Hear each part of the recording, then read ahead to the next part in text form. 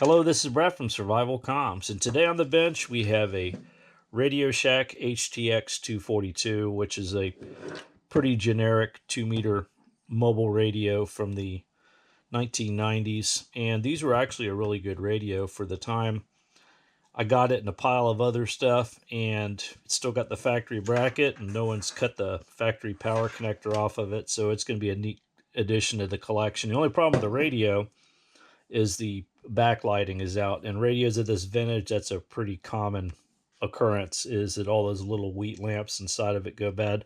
Hopefully it's not the regulator. If it is, I'm just going to go ahead and convert it to an LED backlight. But we're not going to work on that today. Today we're going to work on this microphone. The original owner of this radio had repaired this microphone, and it's fully functional as is right now with a Cat 5 cord. I'm going to go ahead and repair this with a coily cord because I think that'll be more aesthetically pleasing for addition to my collection. And we've got these 3 screws we're going to take out to open up the microphone. It's just a straight through 8-pin connection, so there's nothing fancy there. Here's the wiring of the microphone for the HTX-242. Again, it is a straight through connection for replacement of the factory microphone cord. I am presenting this data for those of you who may have one of these radios and just desire or need to connect another radio model's electret microphone to the HTX-242, such as I have done here with this AutoStorm speaker mic I modified from my TX500, and I also use as a universal electret service mic with adapters I build as shown here. Even an inexpensive 4-wire Baofeng speaker mic can be pressed into service with the addition of a couple of very common components as shown here, and the values shown are flexible by perhaps 20% if cannibalized from e-waste by necessity. First, let's go ahead and take our microphone apart, and we'll just remove these 3 screws. These 2 by the strain relief, and then this one here on the mic hanger button. Well, now that we've removed the back from our microphone, you can see that this guy's done some extensive repairs to this. It looks like the original switch may have gone bad.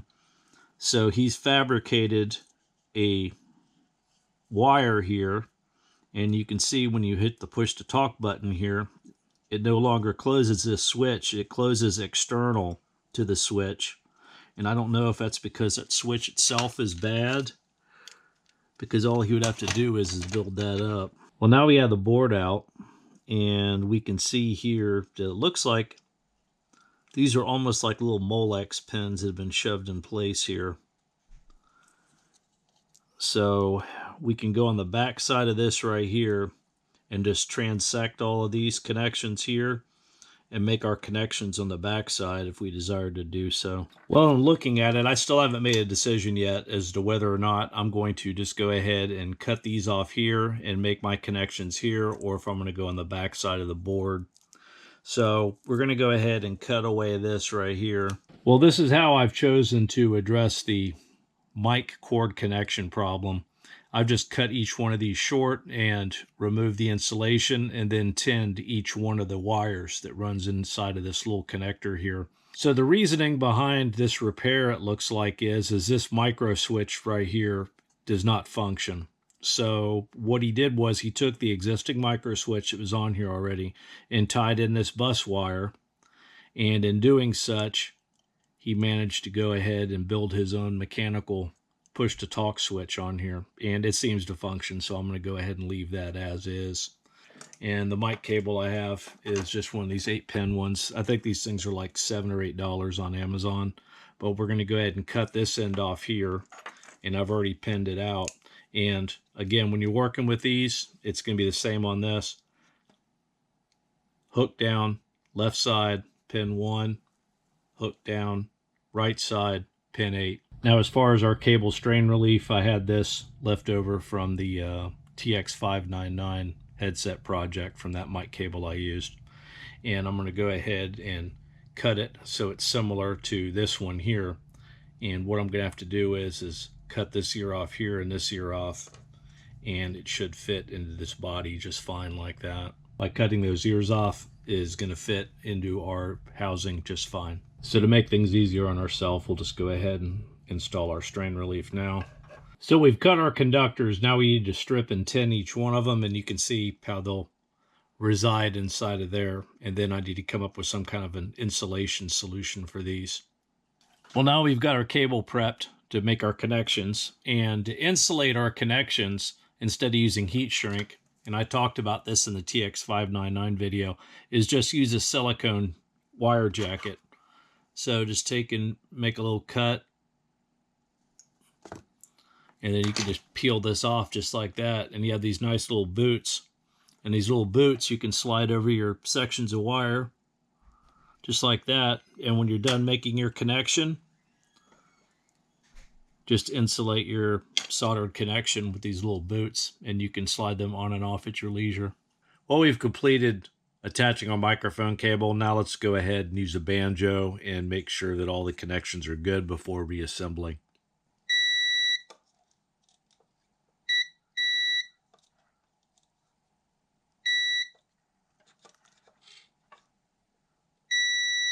So here's the layout of our repaired microphone. Let's go ahead and replace the housing and we'll do a test.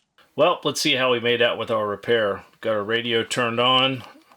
Up and down buttons are working. VFOs.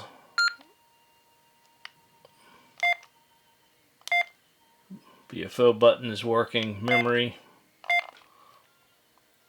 Megahertz button is working.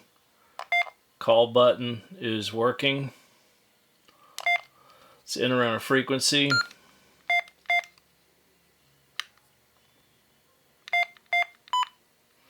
And that's working. So that part of our microphone is working fine. Now let's do an audio test. Well, you can see we've got a nasty little AC hum there, and I was afraid of that.